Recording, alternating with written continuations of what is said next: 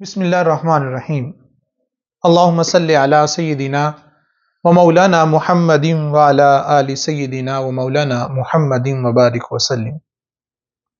میرے راہ ہدایت کے ناظرین و سامعین، روزے کے حوالے سے ہماری پچھلی 2 نشستوں میں گفتگو ہوئی۔ ابھی پچھلی نشست میں ہم نے جو ذکر کیا کہ وہ روزے کا مقصد کیا ہے، کہ وہ فراغت جو دے رہا ہے، اس فراغت میں ہم نے کرنا کیا ہے۔ کیونکہ بابا جی سرکار نے فرمایا بیٹا، جب انسان غور و فکر کرتا ہے نا، تو غور و فکر کرنے سے اس کے اندر شعور پیدا ہوتا ہے۔ پھر یہاں بابا جی سرکار سے سوال کیا گیا، حضور شعور کیا ہے؟ آپ نے فرمایا بیٹا شعور نور ہے، روشنی ہے، اس کی طرف سے ہدایت ہے۔ یہ وہ روشنی ہے کہ جس روشنی میں وہ بندہ اپنی زندگی کی تاریخ راہوں کو روشن کرتا ہے۔ اس کی بے نور زندگی اس کے بدولت پر نور ہو جاتی ہے، اس کو صحیح اور غلط کی پہچان ہو جاتی ہے، وہ چیزوں میں فرق کرنے اور اس کو پرکھ کرنے کے قابل ہو جاتا ہے۔ اس کی بدولت، اس شعور کی بدولت وہ اپنے اصل دشمن کی پہچان کر لیتا ہے۔ ہر کوئی اپنے حساب سے بڑا عقل مند اور دانا ہے اور خود کو بڑا ہوشیار سمجھتا ہے، لیکن در حقیقت وہ خسارے میں ہے۔ بابا جی سرکار نے فرمایا کہ بیٹا میں نے اپنے مرشد کریم سے سوال کیا تھا کہ حضور ہوشیار کون ہے، چلاک کون ہے؟ عام طور پر ہمارے ہاں جو دوسروں کو چکر دے دے یا کسی کے ساتھ دھوکہ کر لے اس کو ہوشیار سمجھتے ہیں، لیکن میرے بابا جی سرکار نے ارشاد فرمایا کہ بیٹا میرے مرشد کریم نے فرمایا کہ صاحب ہوشیار اور چلاک وہ ہے جو اپنے نفس کو دھوکہ دینے میں کامیاب ہو گیا، جس نے خود کو نفس کی مکاریوں سے بچا لیا، جو اس کی فریب کاری سے محفوظ ہو گیا، وہ ہوشیار ہے۔ اور شعور ہمیں اپنے نفس کی چال بازی کو جاننے اور اس سے بچنے کی روشنی عطا کرتا ہے۔ انسان کا تعلق اپنے مال کے حقیقی کے ساتھ جوڑتا ہے۔ وہی سرکار نے فرمایا بیٹا اس میں راز کی بات یاد رکھنا، غور کرنے سے فکر پیدا ہوتی ہے اور فکر سے انسان فقر کا مقام حاصل کرتا ہے۔ بابا جی اس پر بابا جی سرکار نے جب ہمارے چہروں کو دیکھا کہ حیرت زدہ ہو گئے تو مسکرائے بابا جی، فرمایا کیا ہوا بیٹا، اس میں تعجب والی بات کیا ہے؟ میں نے عرض کی حضور حیران اس پہ ہوا کہ فقیری کا تعلق آپ فرما رہے ہیں غور و فکر کے ساتھ ہے، کہ میرے کریم آقا کی بھی حدیث مبارک ہے کہ الفقر فخری، کہ جو فقر ہے وہ میرا فخر ہے۔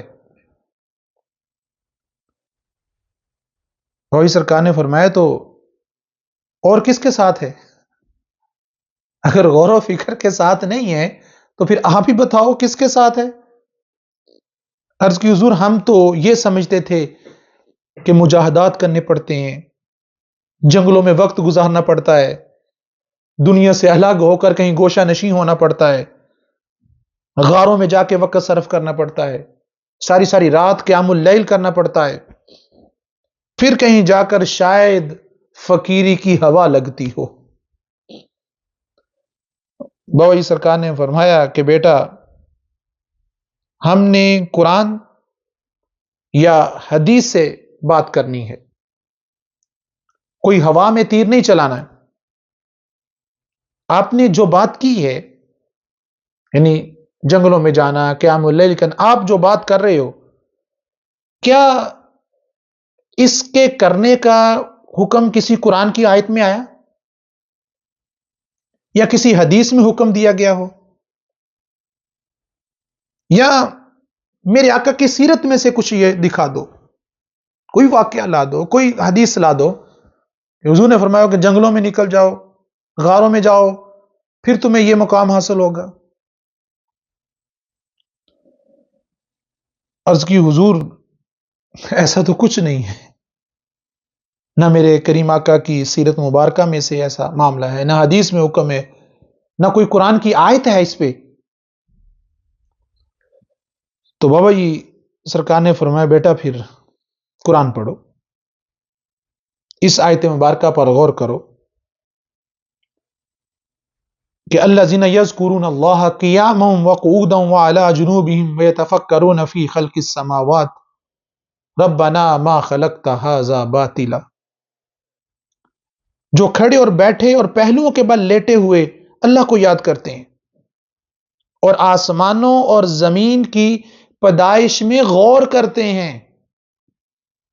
اے ہمارے رب تو نے یہ سب بیکار نہیں بنایا، تو پاک ہے، تو ہمیں دوزخ کے عذاب سے بچا لے۔ وہی سرکار نے فرمایا اب بیٹا یہاں پہ غور کرو کہ ہمیں وہ کیا غور و فکر کرنے کا حکم دے رہا ہے، اور قرآن میں بار بار وہ کہتا ہے افلا یتفکرون، کیا تم غور نہیں کرتے، سوچ بچار نہیں کرتے؟ اسی سے ہی انسان پھر بابا جی سرکار نے فرمایا بیٹا فقر کی منزلیں طے کرتا ہے، جو جس جگہ پہ جا کے غور و فکر بند کر دیتا ہے نا، اس کا میں یہ بات بھی توجہ طلب رکھنا، جو جس مقام پہ جا کے غور و فکر بند کر دیتا ہے پھر اس بندے کا وہی مقام ہوتا ہے، اور جو غور و فکر کا سفر جاری رکھتا ہے اس کا فقر میں مقام بلند سے بلند تر ہوتا چلا جاتا ہے۔ ایک مرتبہ بابا جی سرکار کے پاس بیٹھے ہوئے تھے، اس حوالے سے اور گفتگو ہو رہی تھی، کوئی اور موضوع چل رہا تھا، وہاں پر بابا جی سرکار نے بڑی خوبصورت ایک نصیحت کی کہ بیٹا کہیں بھی جا کر بس نہ کہنا، کسی بھی مقام پر پہنچ کے بس نہیں کہنا، سفر کو جاری رکھنا ہے، جہاں بس کہہ دو گے وہاں بریک لگ جائے گی، اس سے آگے بھی کئی اور جہاں ہے، اس سے آگے بھی کئی اور منزلیں ہیں، یہ لامحدود کی طرف سفر ہے اور اس کی منزلیں بھی لامحدود ہیں۔ تو رمضان المبارک کے اور سرکار نے فرمایا بابرکت لمحات ہمیں فراغت کے لمحات عطا کرنا،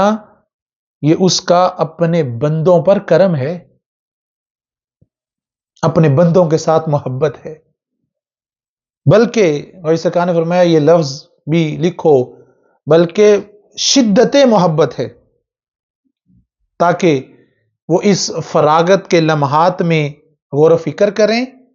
اور میرا قرب حاصل کریں۔ اس کی ذات تک پہنچنے والے تمام راستے اس کی مخلوق میں سے ہو کر جاتے ہیں۔ فقیر جنگل میں رہ کر فقیری نہیں کرتا، اس کی مخلوق میں رہ کر جو ہدایت، دانائی، شعور اور حکمت کے دروازے اس پہ کھلتے ہیں نا، اس کی مخلوق تک منتقل کرنے کی کوشش کرتا ہے۔ اپنی ساری زندگی اپنے ذاتی کام چھوڑ کر اس نور کو، اس فیض کو اس کی مخلوق میں تقسیم کرنے میں لگا ہوتا ہے، لیکن ہم اس تمام حقیقت سے غافل ہیں، ہم رمضان کی حقیقت اور اس کے عطا ہونے کے مقصد سے بے خبر ہیں۔ اب میرے راہ ہدایت کے ناظرین سامعین، سوال یہ ہے کہ کیا